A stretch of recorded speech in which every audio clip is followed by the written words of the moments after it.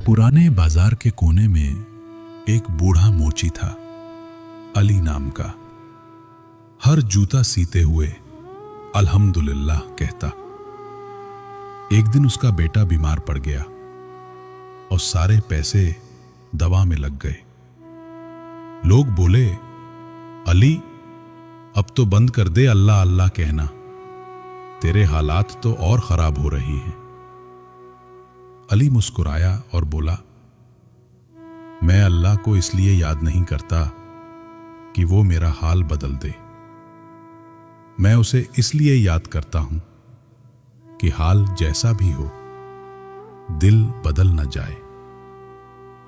3 दिन बाद बेटा ठीक हो गया और बाजार में सब कहते थे, अली का ईमान चट्टान से भी ज्यादा मजबूत है।